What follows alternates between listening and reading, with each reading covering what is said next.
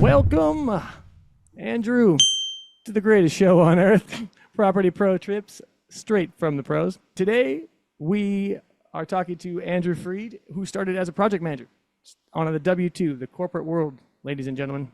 He experienced a paradigm shift after he read the book Rich Dad, Poor Dad, prompting him to pursue financial freedom through real estate.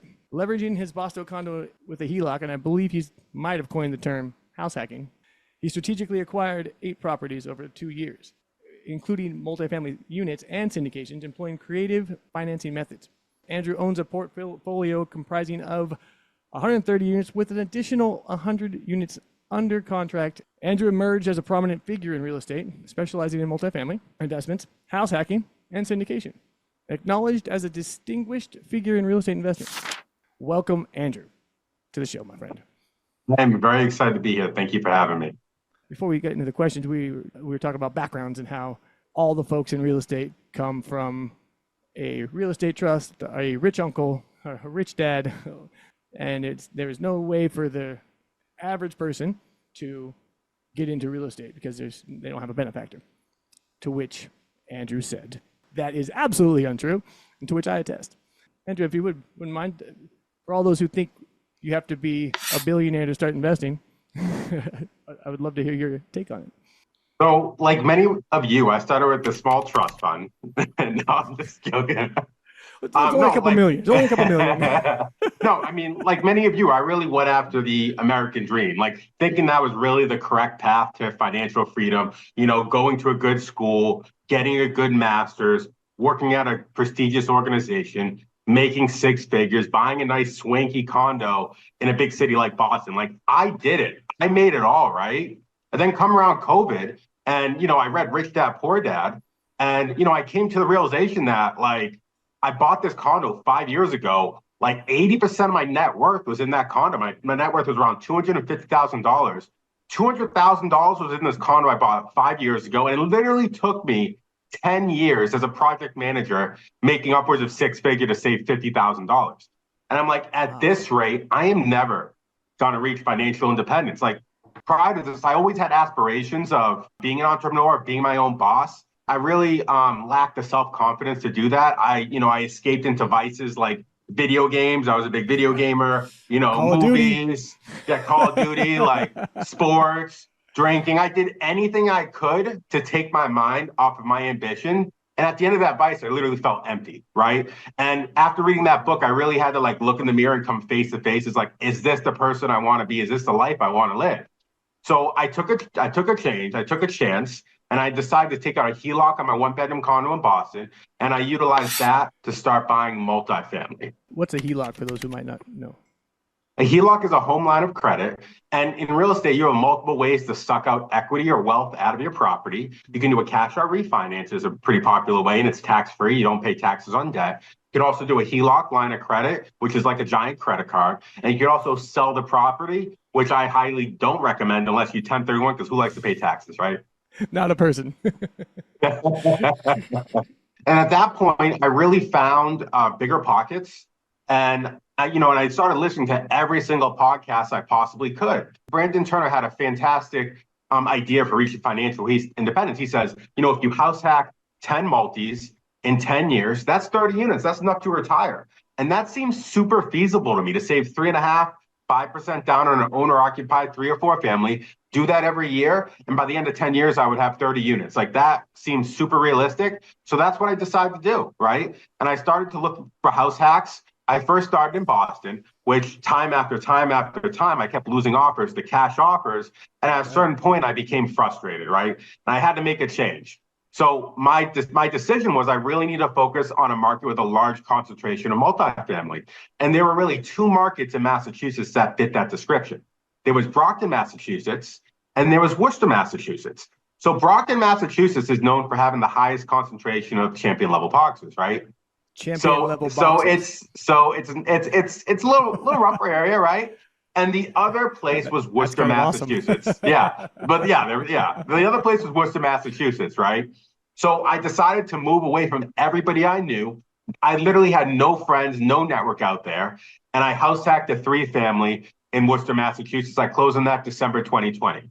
And I think I took around $45,000 from that line of credit to close in that three family, and I essentially removed my living expense. My mortgage was $3,200. Two of the units rented for $3,200, and I lived for free in the third unit. Wow. For some people, some people had a tough time during COVID. I really found myself, and it was really a gift because that's when my job went 100% remote. I worked as a project manager at a biotech company, and it allowed me the flexibility to pick up my entire life and move it while still maintaining that job. So at that point, I really started to go all in the real estate. So I ended up starting a local real estate meetup in Worcester, Massachusetts, which is one of the largest real estate meetups there. And that's when I found my mentor. He was actually looking to start a meetup in Worcester. So I took the initiative to find the venue, to set it all up and just bring it to him on a platter. And he's like, this is great. Why don't you host it? Right. And then at that point, I ended up becoming a broker under his brokerage. And I mean, this is an important thing because if you want to get to where you want to be, you got to surround yourself around people doing it, right? And my mentor owned hundreds and hundreds and hundreds of units. So I wanted him as a mentor, but I knew it wasn't going to mentor me unless I provided him value, right? So I provided him value in the form of increasing his brand. I provided him value in the form of bringing him commissions as an agent on his team, right? And then every time an issue came across my desk, all it was a 2-minute call away, and I've got my answer resolved in 2 minutes. That would normally probably take me days or weeks to resolve, right? So that's what really kind of cemented me and allowed me to excel my real estate career.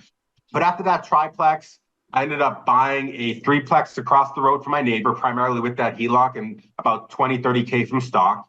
And then I found a syndication as an LP my mentor was putting together. I took the last $65,000 from that line of credit. I was borrowing at a 3. The syndication offered at 15%. It was a no-brainer. It's like the simple concept of arbitrage, which you and I know. Like, if you don't know what arbitrage, like, you need to understand this concept because that's the key to building wealth, right? Borrowing money at one rate, transitioning to an asset that provides you a higher return, and just by borrowing debt at a low rate and finding an investment at a high rate, that can create wealth.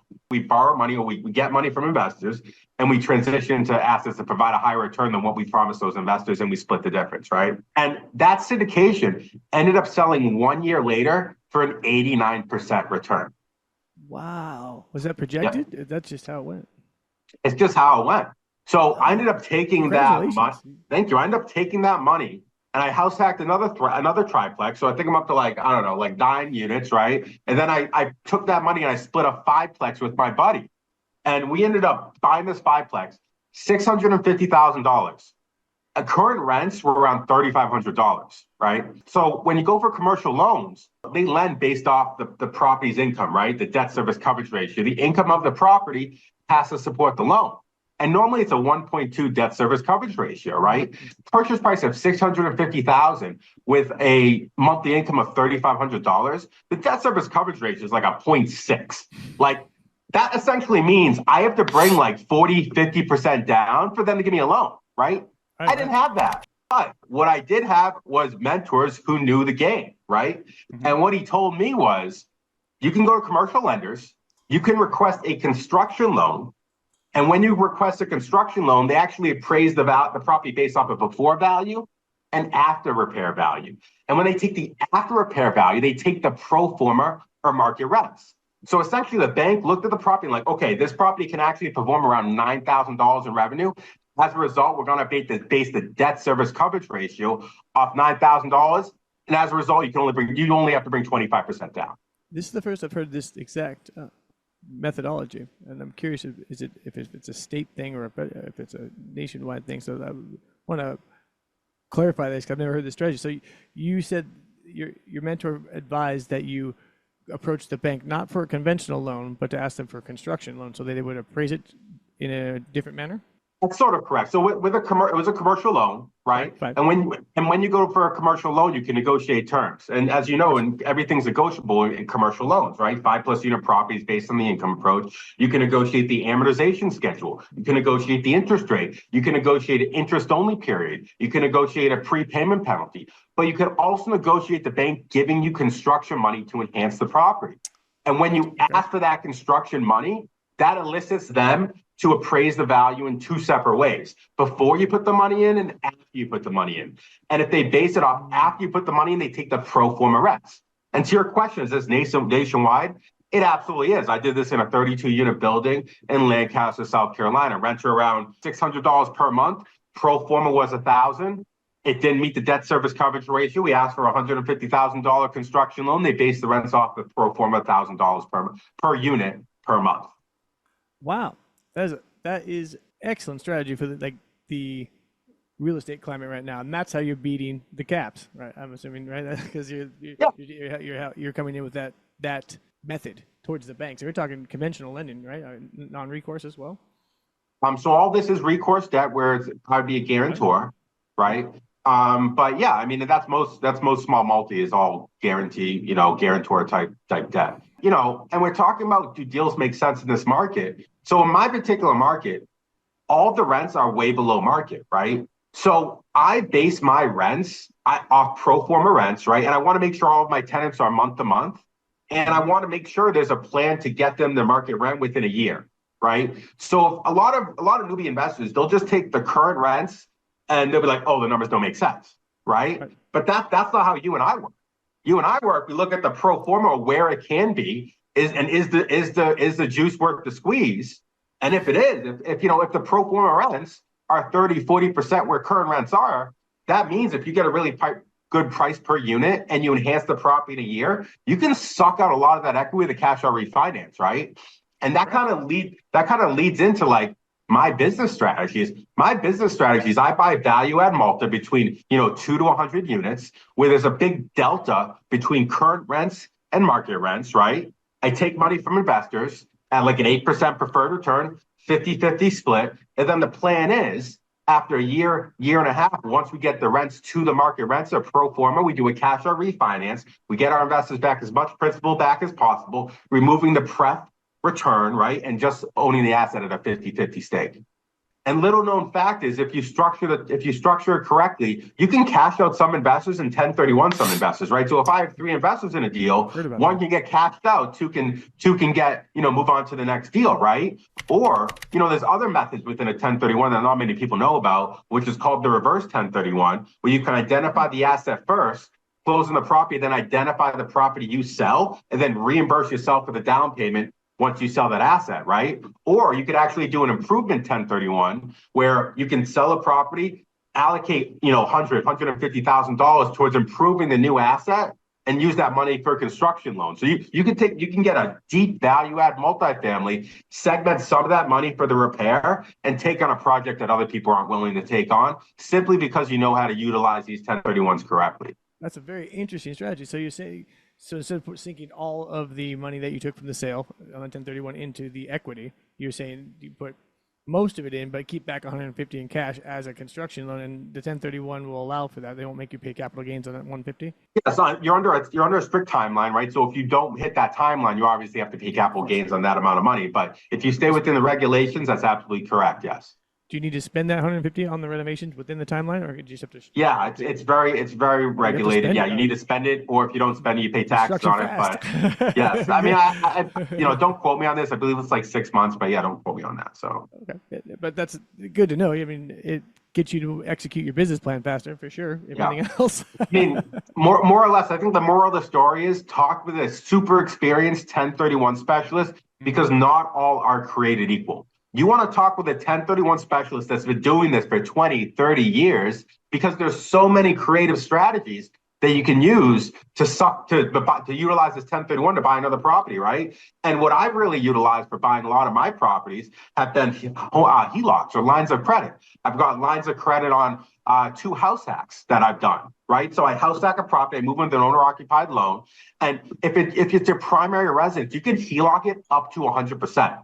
So my first house hack, prior to leaving it, I HELOCed and I got $75,000 out of it because I only, I was 95% levered. I got 75% out of it. And then I moved to my next house hack and used that HELOC to buy some more property, right? Or that 5-plex I was talking about earlier, I went to the bank with the first lien and I'm like, look at this. We bought this for $650. We put $50 into it. It's worth $905 now. Can you give me a line of credit on it and take the second lien? And I'm like, absolutely, right? So I got a second lien on that for $156,000. And now I'm transitioning that into a 9-unit value add property that's going to produce over $1 million in equity. So the way that I scale from 1 to 130 units is figuring out how to suck money out of properties in very creative ways.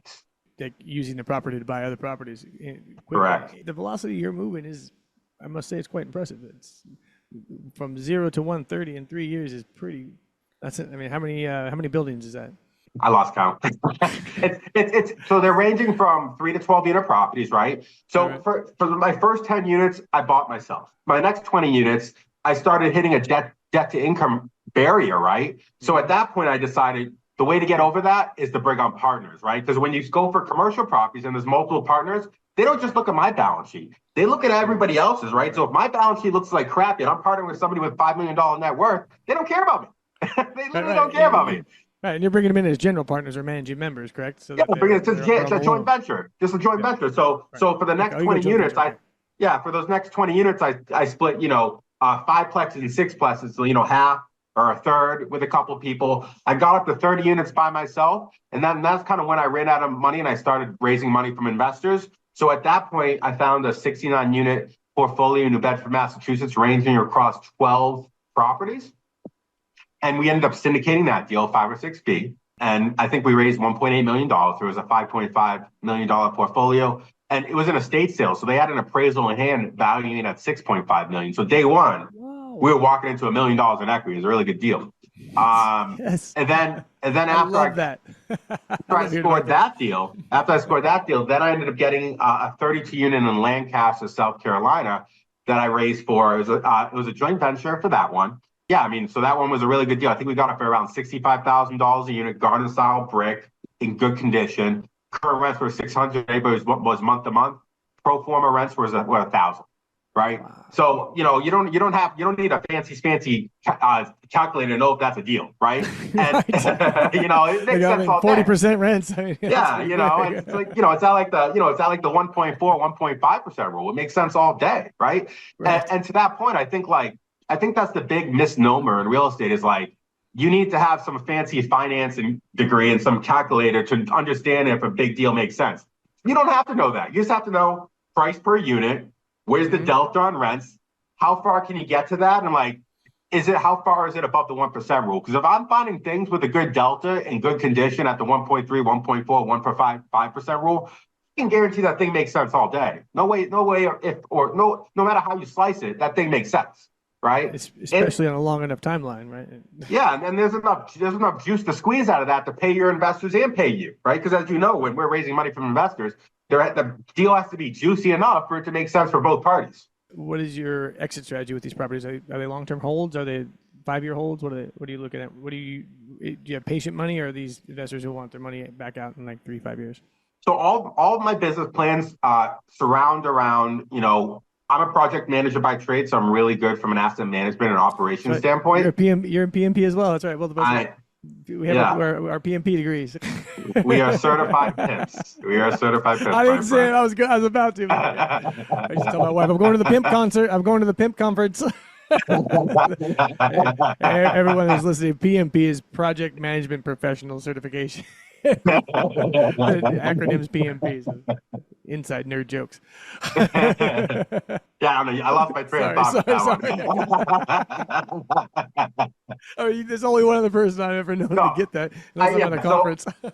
So my whole business strategy is finding value add multifamily where there's a large delta between current rents and market rents, and there's a path to stabilize it within a year and a half, do a cash out refinance, get the investors back as much principal, if not all of their principal as possible, and then both just own the asset outright and just suck up the cash flow for years to come and potentially 1031 it down the road.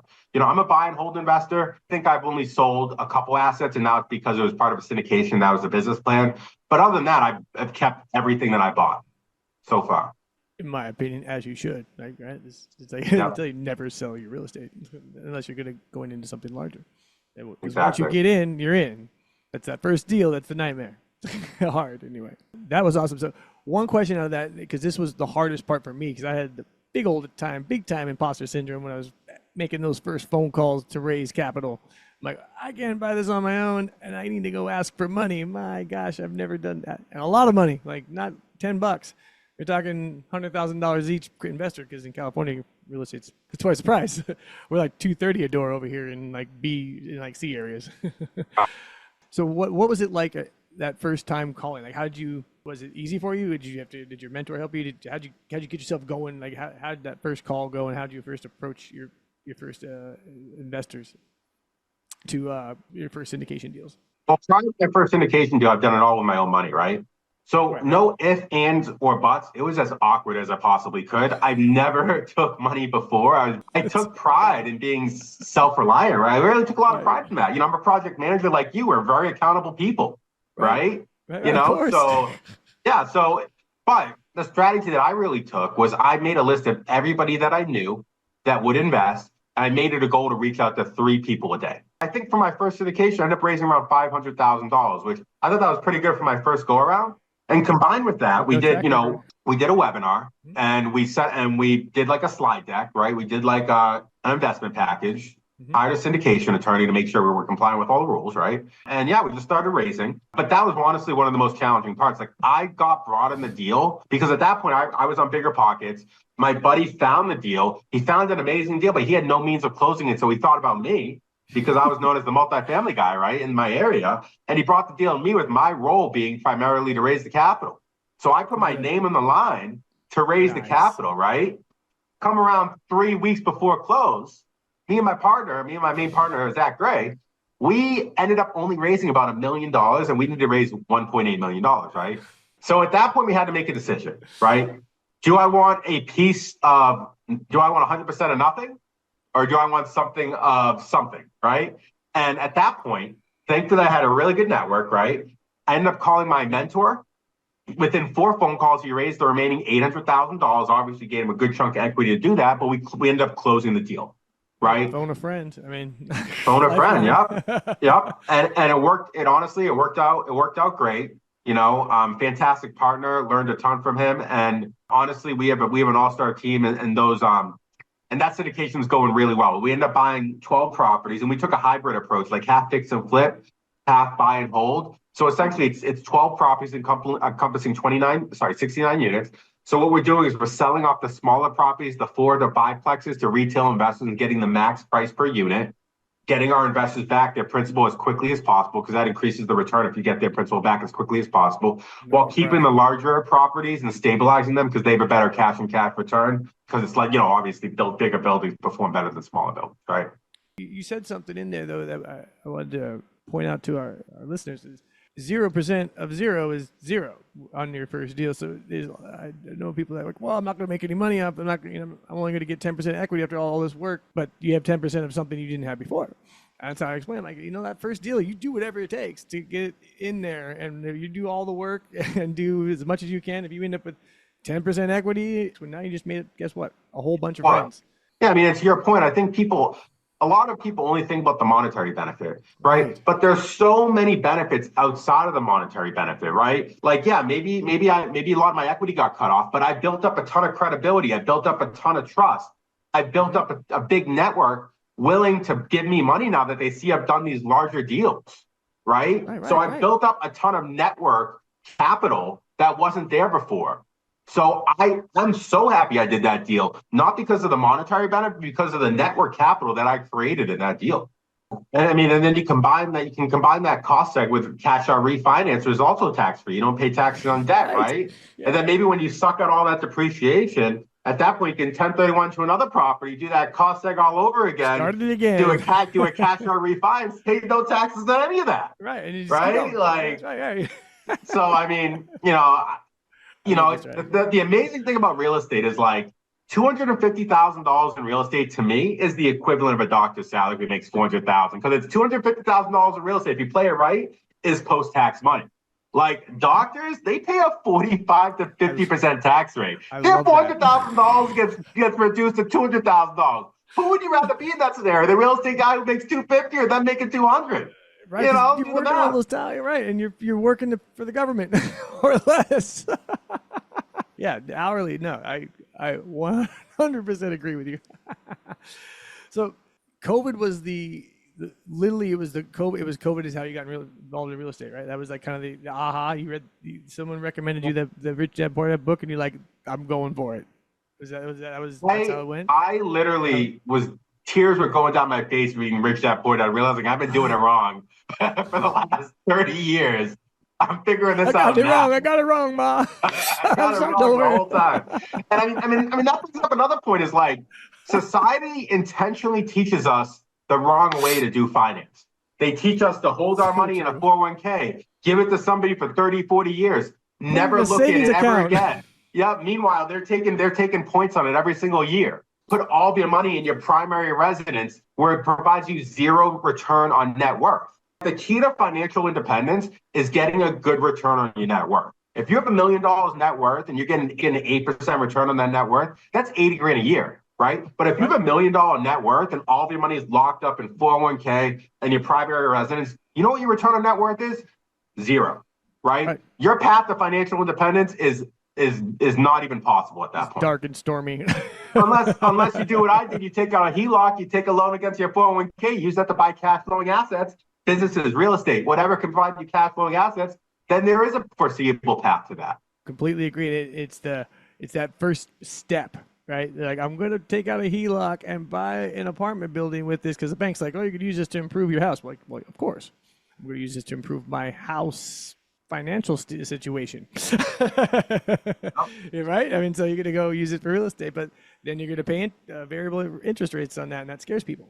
And the other little known thing about lines of credit, which not many people talk about, is like, especially if you're going for residential property, when it comes to your debt to income ratio, lines of credit, banks only take into account the interest only payment, right? So I could borrow against a $200,000 line of credit, and they're only going to take the interest only payment and not the principal, meaning that I can lever that money for far, far more money to loan against to get more residential property. Right. So that was how I was able to house hack 3 house hacks, was because I did draw from this $200,000 line of credit, but I didn't get dinged for the whole $200,000. I only got dinged for the interest only period, which was $1,000 a month. Right. But if there's principal plus interest in that, that would hit that like $2,000 would hit my DTI, and it would have been that much more challenging to get pre-approved. As you know, and I'm just stating it to round out the HELOC conversation, credit card debt and HELOC debt are not treated equally, not in the eyes of FICO or in lenders. And a lot of people do not understand that. It doesn't show up on your credit score. Not the same way. It's not credit card debt. It shows up as levered, it shows up on there. But if you have a $200,000 in credit card debt, your credit score is going to sink way lower than if you have a $200,000 HELOC. It actually might go up. But you're absolutely right. With HELOCs, my credit utilization doesn't hit my credit utilization, which is the largest impactor on credit. My credit utilization rate is like a 0% right now, yet I got $275,000 drawn on a line of credit. Right. And so my 800 and something. Yeah, my credit's like 750 right now. Oh, yeah, you know? Right, yeah. If that money was on credit cards, I guarantee my credit would be absolute crap. And it would be. It would be. No, I've been there. So talk about what your portfolio looks like today. What is your 5-year plan? So my 10-year plan is I want to syndicate 10,000 units. I want to actively own 400 units. I want to actively own 400 units. I want to travel to 100 countries. I want to write a book. I want to help 10,000 people reach financial independence. That's kind of my overarching 10-year goal. Yeah, I mean, I'm just having fun with this. I feel like it's a giant game Monopoly, and I just enjoy it every single day, and to be frank, like, I love this because I especially loved it during 2023 when everybody was running from real estate. I was running towards it. I bought 100 units in 2023, right? And I have over 80, 90 units under contract at this very moment. I actually closed 12 yesterday, right? Congrats. So thank you. So I love this environment. I love the fact that, people are running away because I'm running towards. I mean, you know what Warren Buffett says, when get greedy when others get fearful. And that's exactly what you and I are doing at this very moment. The banks are quick to give terms. They're lending faster, even though the interest rates are higher. But instead of 90 days, they're like in 30 days on conventional lending. I've never seen it. Like Chase is like giving me that's unheard of. And they're negotiating on the prepays because no one's lending or no one's borrowing, I should say. So so there's advantages to this market for sure. And there's not that many buyers out there. There's not very much competition because everyone's like, oh, it's too far. I'm not touching the market. Well, okay, stay out. Yeah, and you bring up a lot of good points in the fact that, like, especially when seeking commercial loans, your terms have to align with your business plan, right? If your business plan is to do a cash flow refi in year and a half, your top term you need is no prepayment penalty, right? Mm-hmm. If you're taking on a big value add project, value add multifamily, one of your most important terms would be construction funds, right? Right. If Right. you're taking on a completely stabilized asset, really nothing to do, one of your most important terms would be amortization and interest rate, right? Because you're trying to make Fixed. that baby cash flow, right? Right. So aligning the terms with the business plan is incredibly important. And I don't know where you're at, but where I'm at, small local credit unions, it's actually against their charter to have prepayment penalties. Really? It's literally against their charter in Massachusetts. So I specifically target those banks because I don't want to pay the prepayment penalty. My entire business Who plan is does? to do a cash out refi. I'm not going to take on a 321 or a 54321 prepayment penalty. That makes absolutely no sense. That doesn't align with what I'm trying to do. I'll have to check into that because I have not heard of or experienced credit union loans for multifamily with no prepayment penalties. I've seen credit union and private equity or private like hard money loans allow that, but not on like a credit union is not. I guess it's yeah. I'm not heard it from a credred union. That's You know, I Massachusetts, hope that's true here. I will look into that when this is done.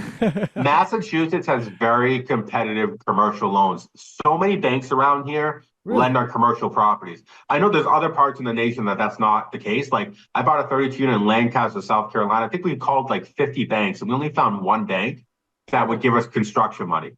And they gave us an 8% rate, right? But it still made sense all day. It's made sense. I think we paid $65,000 a unit for that. They rented upwards of $1,000 and the building was in great shape. So even at 8%, we were still projecting a 12, 13% cash on cash return. Why aren't banks lending on something that makes that much sense? It's definitely the environment down in South Carolina. I believe most banks do residential and not commercial for some reason. I'm not quite positive on why, They're just but like, sorry, we're not lending.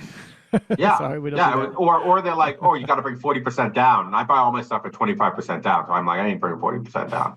Yeah, I need to move to Massachusetts because our LTVs over here. I mean, they're offering like 39%. Because your price Right. per unit is so high, your debt service coverage ratio has to be satisfied, right? Like You're right. I specifically focus on tertiary markets outside major metropolitan areas that have a large concentration of multi, where you can regularly get above the 1%. Right? It's easier to find a good deal and a good multifamily. There's a lot of multifamily. It's easier to make something cash flow when you're well above the 1% rule and to meet that debt service coverage ratio needed to get that 25% down. But you actually moved to the area. That I was did. I think that was the key. I would say because I'm always like I want to be within about 20 minutes driving of all my properties, at least the ones I syndicate, and so I can get to Yes. that thing and make sure somebody's doing what they're supposed to be doing. Totally. Or you got to have some trusted boots on the ground that can do that. Really Well, trusted boots on the ground. either or, right? And I did that with a 32 in Lancaster. My buddy moved down to Charlotte, 40 minutes from the property. We ended up giving him a good chunk of the equity because we need somebody on the ground that could asset manage that we absolutely trusted, right? And I also did that with the 11 unit in North Adams, which is 2 hours west of me. We trust this guy, good operator, so we gave him a good amount of our equity so he can be the trusted boots on the ground to make this asset perform, right? So I think that goes Such back to your key. point. I think that goes back to your point. I'd rather have something of a pie than 100% of no pie, right? Right. And you don't want. I mean, I'm a partner in a property management company, but I'm saying I'm going to say it. You don't want your property management company to be your only eyes and ears. Like you want somebody who's part of a stake in it. This is my opinion. I see the most success when you have somebody on the ground within an hour away. Let's go. That's reasonable. Maybe half an hour, depending on traffic. Everything's an hour away in LA. That has stake in the success of the project. You bring up a good point. When it comes to real estate, everybody is incentivized to make money off you. The property management company, the real estate agent, the contractors, like everybody is incentivized to make money off you. And as you and I both know, this world runs off incentives, right? Right. Exactly. I'm not saying, I mean, obviously people are ethical in there. I'm not saying they're not, Right. but it's in real estate, it's very important to trust but verify. That's like one of the most important rules to be Trust but successful in verify. real estate. Trust but verify. That's correct. And you need that GP, that general partner who wants the money from this thing when it succeeds. Property management company is going to do well for you. It's just not going to be the same as the guy who's going to show up on a Sunday afternoon and like walk the property, pick up the trash that's there, just see what's going on, what's happening, and Yeah. and care. and really care and send pictures to you and say, hey, this is what's going on. I have some ideas. It's just property management companies, we don't have even the bandwidth for something like that because we can't be working 24/7. It's logistics. And it's very important to align your incentives with the investors as well. Like a lot of my structures, like an 8% return, 50-50 split, right? So I don't get paid until my investors, my partners, my JV partners make that first 8%, right? So I have to make that asset perform before I even get paid. So I'm incentivized to make that thing perform. I'm incentivized to find like 3 quotes for everything and get the cheapest thing possible, the cheapest quote possible, right? Because like my livelihood depends on getting them their return. Right. Their success is yours. Right. Exactly. And so do you not charge an acquisition fee at close? I do not charge an acquisition fee. I do not charge an asset management fee. If I'm self-managing in it, me and my partners will take 7-8%, but we would have paid that to a third party anyway. We all probably would have paid more, to be frank, right? So so we do not. Our 100% of our incentives are aligned with the investor. You hear that, folks? If you're in the East Coast, that's a good deal. West Coast, we're 1% acquisition fees on close, and then like 30-70. But we give 70 to the members because things are more expensive here. We're treating it as our 401ks over here. My group is all long-term friends. Everyone's entrepreneurs. No one's got real 401ks, and no one really trusts the market anyway. We don't like the stock market because there's no logic. Like we could put $100,000 in the stock market and it goes down 20 points, and now you have $80,000. Where did that $20,000 go? I ask brokers that, like big stockbrokers that, like, tell me where it went. I want to know exactly where did it go. Not just it went down, it went away. No, where'd it go? Because I can go to my apartment building, and if it's making 20 grand less, I can tell you exactly what's going on. Why? Because there's a leak, or there's a eviction, or there's whatever, and I can go there and fix it. I can't go into Apple and tell them, hey, I lost 20 grand because your stock went down. I need you to like optimize this department and do this. Cut some expenses. What's up? You have no control. No control. And you're still working too, right, Andrew? Did you say you're still W-2 full time right now too? I'm a project manager at a biotech company. I self-manage 30 units. I host 2 local real estate meetups. I'm an investor-focused agent. I have 3 agents under me. I'm a GP in 2 syndications. Ooh, right? So I do a lot. But I have a really good team in place to help me support this structure. Like I got 3 virtual assistants. I have an assistant property manager that manages all the tenant communications, all meeting with contractors, right? I have an executive assistant. I have 3 investor-focused agents that work under me and handle a lot of my buyer leads, and I take on the listings. So I have a fantastic team in place that allow me to do all of these jobs. That's awesome. Married, Andrew? Kids? That's the one thing I wouldn't be able to support. I'm there single. It is. There's where the extra time comes from. I'm single. I had to be something. That was intentional, my friend. Hey, I waited until I was 29. I traveled the world. Saw 29 countries, and then I'm like, I'm gonna wait till I'm 30. And I was like 29 and a half. And my wife's like, put up or shut up, man. Like, we're getting married. I'm getting out of here. Yeah. We've talked about all the awesome stuff about real estate today. What do you think has been your most challenging aspect of it, of owning and investing in multifamily? The most challenging thing that has been for me was figuring out how to work with partners, right? And what do I mean by that? So I mean, like, there's times where me and my partners may disagree on something, right? And I will, when I first got into partnerships, and this was prior to real estate, I would butt heads, try to win the argument, try to win the battle, right?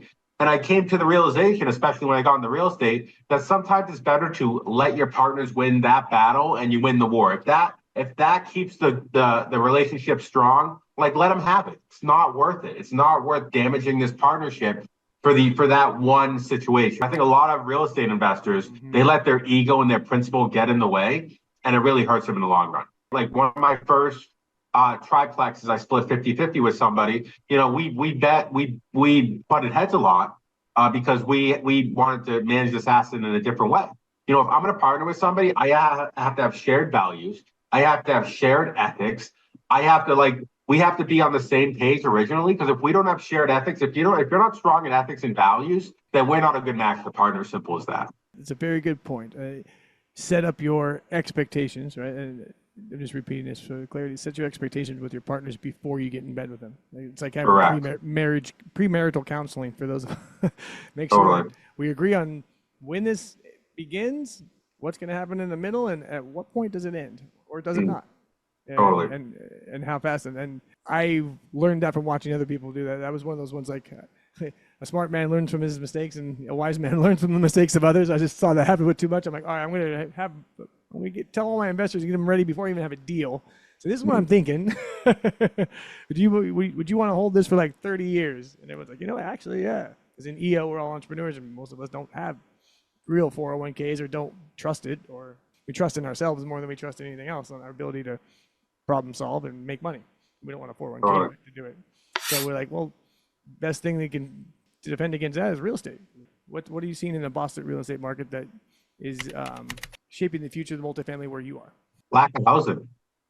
I mean, I'm sure you're in a similar situation in California, but the regulatory requirements out here are so high that it's really challenging to build new stuff, right? So as a result, like the older stuff is, I think it's like 1980s and new, 1980s and above is considered new in Massachusetts because there's so little construction because I guess numbers don't make sense. You're paying $300 a square foot, and with the rents are a certain level, it's like it literally doesn't make sense. No. So it's like, so that means that it's hard to find rentals, right? And then the properties that I have are more valuable now, right? So Massachusetts was very insulated during 2022 and 2023 when prices were going down. They were staying stagnant or they were going up, right? Because the need for apartments and the lack of new construction was the cause of that. That doesn't sound like much of a different story over here, guys. What advice, Andrew, would you give to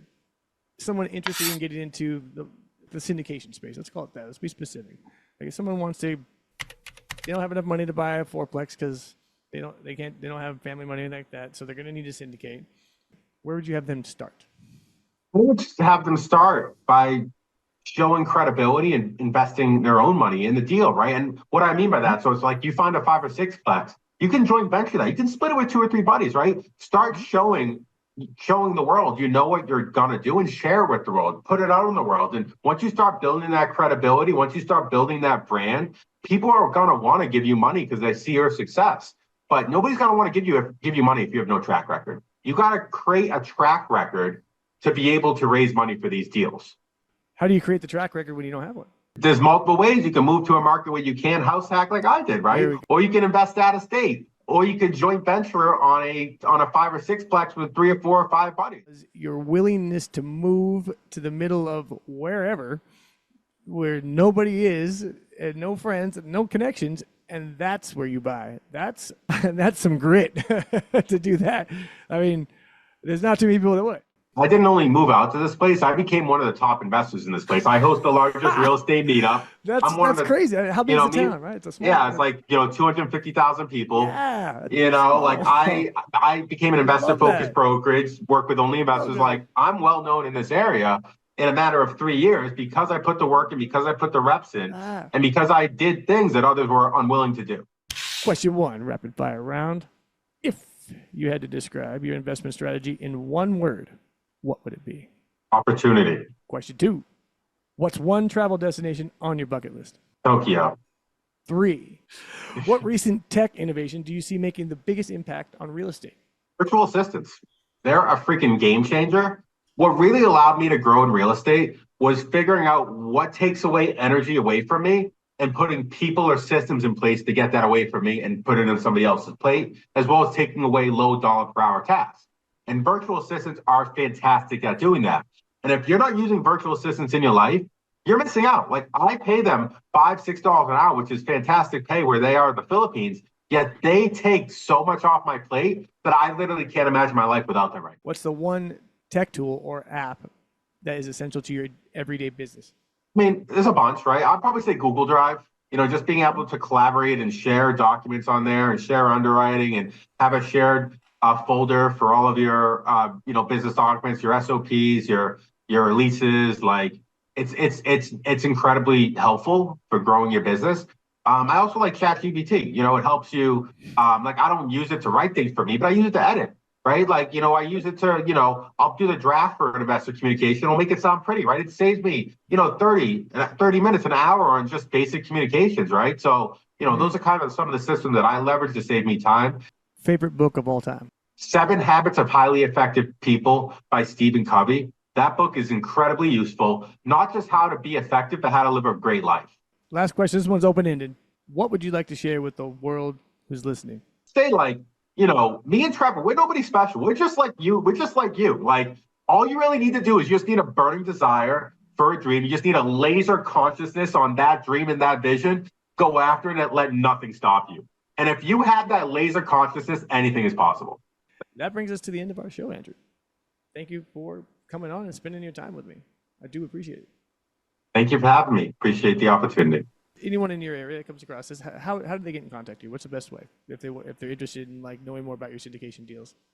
They can find me on Instagram at Investor Freed, right? Or you can find me on Facebook or LinkedIn at Andrew Freed. And feel free to reach out. I'm always happy to connect with other people, other investors.